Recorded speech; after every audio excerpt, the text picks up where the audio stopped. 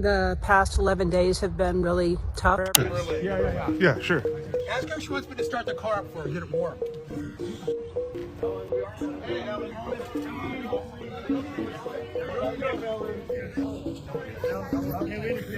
Ellen, were you surprised by the allegations about P. Diddy? Did that surprise you about P. Diddy? He's been on your show many times. Have you been to his parties? Party, am I invited? Yes. Yes, you're definitely invited. I invite you to all my parties. You just haven't seemed to show up. No, well, is it on the East Coast? Well, that's why. Why don't you have one here on the West Coast? Because I work all the time. Okay, well, maybe I have one at your house. Hold on to your seats because Ellen DeGeneres is at the center of a whirlwind of rumors swirling around Diddy's infamous freak-offs. The internet's abuzz with speculation after paparazzi caught Ellen looking visibly flustered when questioned about her alleged attendance at Diddy's notorious gatherings.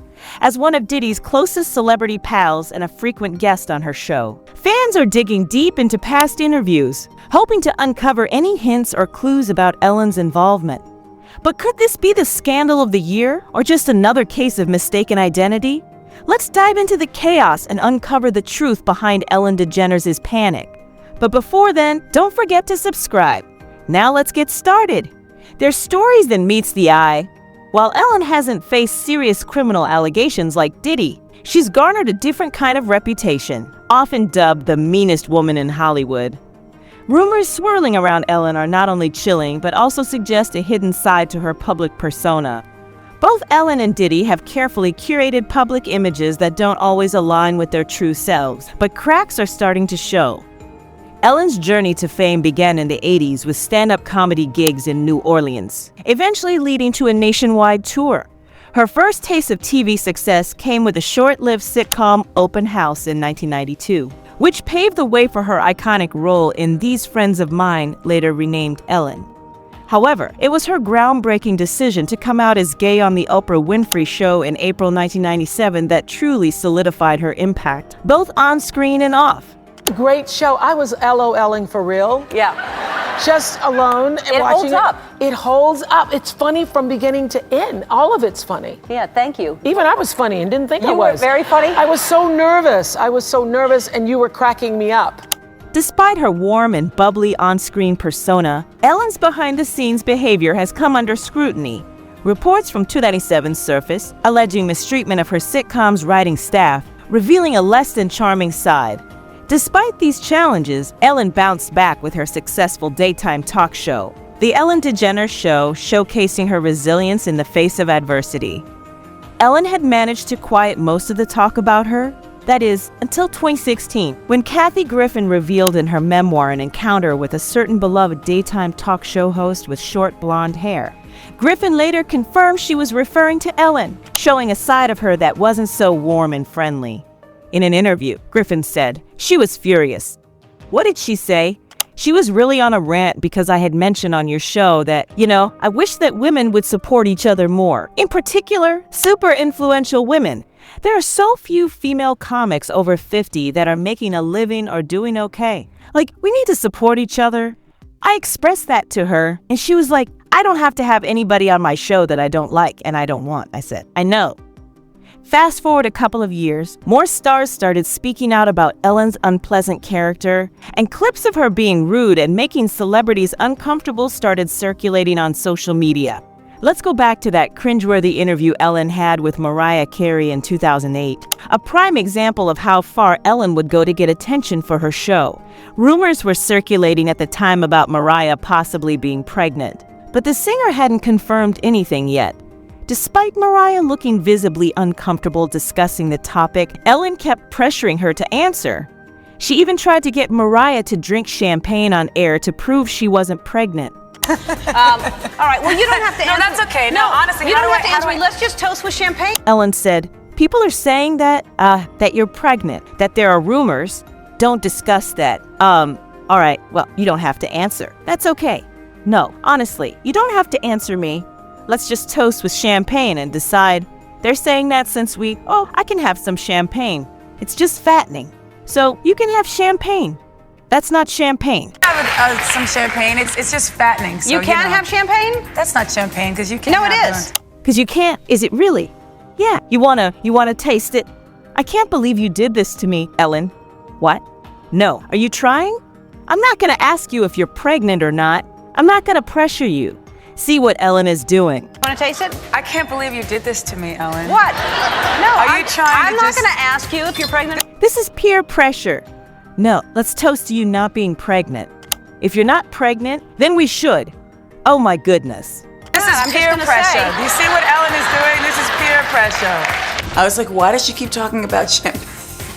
In 2020, Mariah Carey revealed in an interview with Vulture that she was extremely uncomfortable and struggled with the aftermath of her interview with Ellen. She wasn't ready to share because she had experienced a miscarriage, expecting Ellen to be more empathetic. Let's not overlook the unforgettable moment when Dakota Johnson turned the tables on Ellen, exposing her for lying. While discussing her 30th birthday on Ellen's show in December 2019, Ellen teased Dakota about not receiving an invite.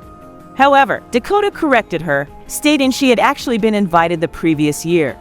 Ellen tried to backtrack, claiming she didn't know Dakota wanted an invite, but Dakota had receipts everyone on Ellen's team knew about the invite. Dakota made it clear she had another comedian at the top of her list.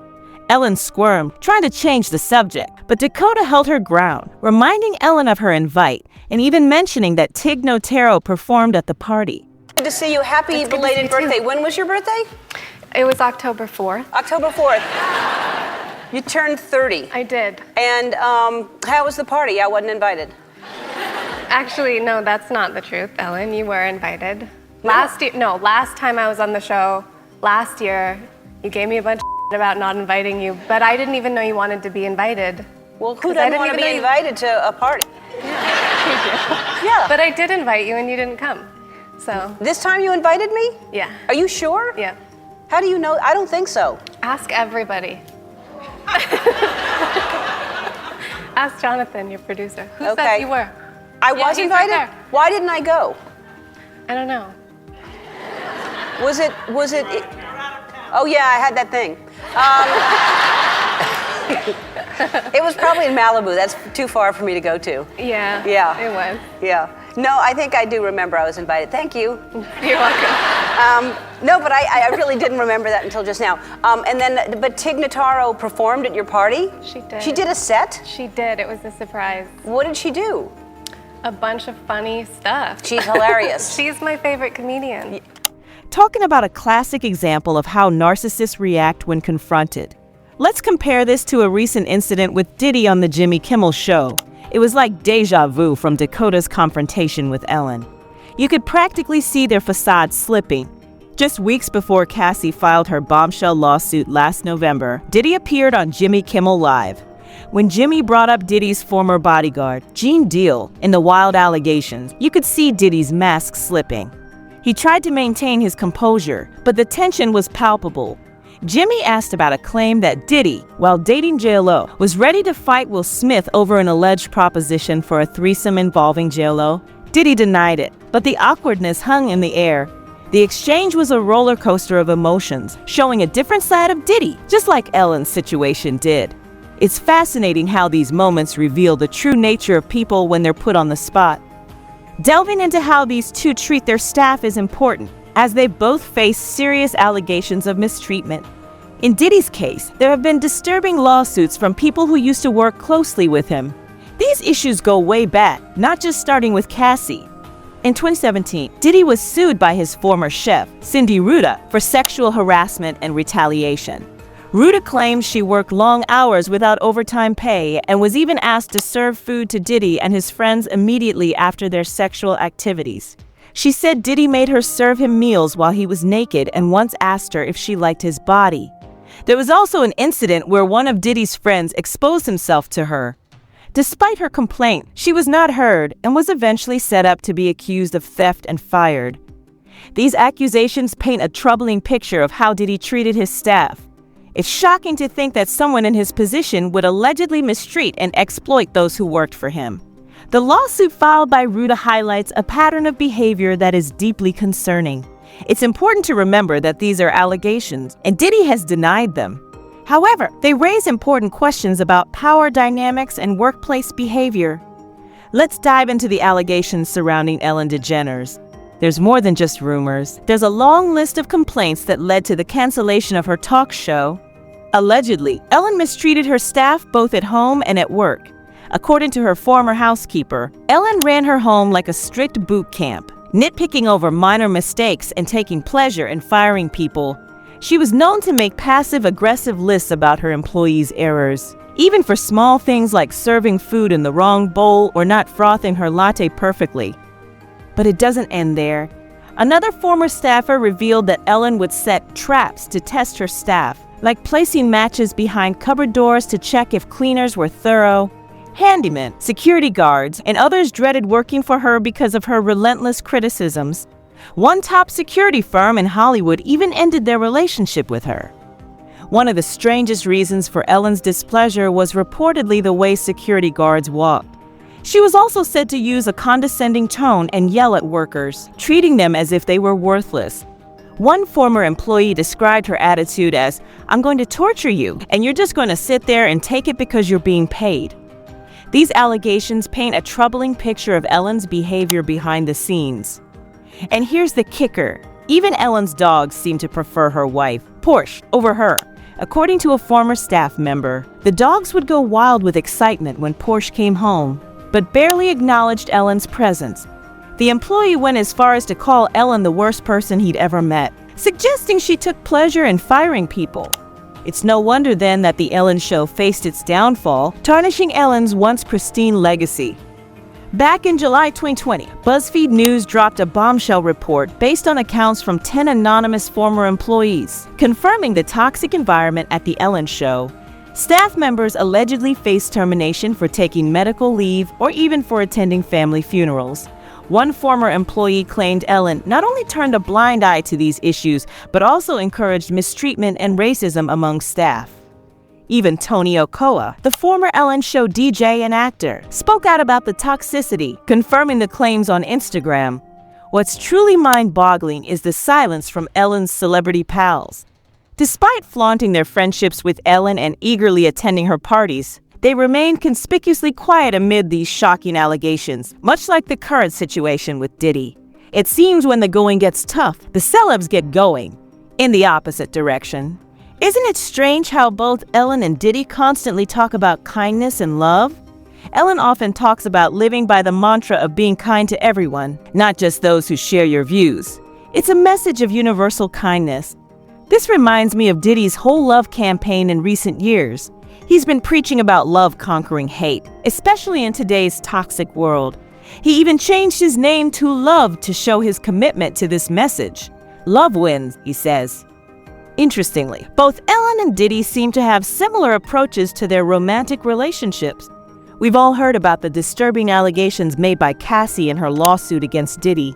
She described horrific acts of abuse and degradation, triggering a warning for graphic content. Cassie claimed that Diddy would force her to take drugs, wear masks, and perform acts with other men while he watched. When she tried to leave, she alleged that he beat her and made her stay in hotels or his home until her bruises healed, with his security ensuring she complied with his wishes. It's truly shocking to see such dark revelations about people who publicly advocate for love and kindness. When it comes to Ellen, there have never been any accusations of physical abuse towards her partners. However, there has been much talk over the years about Ellen being very controlling and possessive of her wife, Portia de Rossi. There are even rumors that Ellen pressured Portia to give up her acting career. Let's go back to where Ellen and Portia's love story began. They first met at a Hollywood event in 2000, and both say it was love at first sight. However, it wasn't until 3 years later that they finally admitted their feelings for each other. They went public with their relationship in 2005 and made their debut as a couple on the red carpet at the HBO Golden Globe Awards party. They moved in together soon after and got married in 2008 in a small ceremony after gay marriage was legalized in California. But like any celebrity couple, rumors started swirling not long after they tied the knot. An anonymous source claimed that Ellen became extremely possessive and controlling of Portia once they were married. The source described Ellen as a jealous control freak, which took a toll on Portia. Portia struggled with an eating disorder for years. And while Ellen claimed she was unaware of Portia's health issues, she only learned about them after reading Portia's book. When all those rumors came out about Ellen treating her staff badly, Porsche, her wife, publicly supported her. But behind the scenes, according to someone who spoke to In Touch Weekly, Porsche did it because she's actually scared of Ellen. This insider says Porsche has seen Ellen at her worst, knows how controlling she can be, and understands how coldly she can treat people, including Porsche herself. The insider also mentioned that Ellen has become more possessive lately, fearing that Porsche might spill the beans about Ellen's mean side to the media. They say birds of a feather flock together, and it's not surprising that Ellen and Diddy get along so well. They share a lot of personality traits, apparently. Diddy has been on Ellen's show a whopping 17 times, which is a lot. He's always a riot, according to Ellen. Now, with all the attention on Ellen and Diddy's friendship, some interesting clips from Diddy's visits to the show are resurfacing online. Like the time Ellen asked Diddy who he'd want to be stuck in an elevator with, and he immediately said Kevin Hart without explaining why. Or the time when Diddy and French Montana played a game on the show and things got a bit weird when the topic of baby talk came up. Diddy made it clear he's not into that kind of thing. There are a lot of clips going around where Ellen and Diddy talk about attending each other's parties. They have this funny banter about being early or fashionably late. Ellen asks Diddy if he'll be early for her party, and he jokingly says he has to arrive fashionably late. They go back and forth about the timing, with Ellen teasing Diddy not to be too late because once he arrives, the party really starts. Diddy assures her he won't let her down. In another viral moment from the show, Diddy playfully puts Ellen on the spot by saying she never shows up to his parties. Ellen asks about his birthday party and if she's invited. Diddy confirms she's always invited but jokes that she never seems to show up. They discuss the logistics of party planning, with Diddy suggesting having a party at Ellen's house and Ellen suggesting an earlier start time than Diddy's usual late-night affairs. Diddy then mentions having the top 2 floors of a hotel for the party, hinting at an after-party as well. Ellen seems intrigued, but also teases him about the late-night festivities. It's a fun exchange that shows their playful friendship and gives a glimpse into their social lives outside of the showbiz spotlight. There are rumors swirling that Ellen might have attended Diddy's Notorious after parties. Paparazzi recently caught up with Ellen, asking her about the allegations against Diddy. You could see Ellen visibly nervous at the mention of Diddy's name. The paparazzi asked if she was surprised by the allegations against him, given that he's been on her show many times. They even asked if she'd been to his parties. Fans noticed Ellen's worried and nervous demeanor, with one saying, "The genuine fear in that shuffle to her car." Guys, don't you think Ellen and Diddy really share a lot in common? And do you believe Ellen DeGeneres attended Diddy's freak-offs? Let us know in the comments below, and be sure to check out the next video if you don't know that. 50 Cent responds to Cassie cooperating with feds in Diddy investigation. Then, don't forget to subscribe and stay tuned for more celebrity gossips.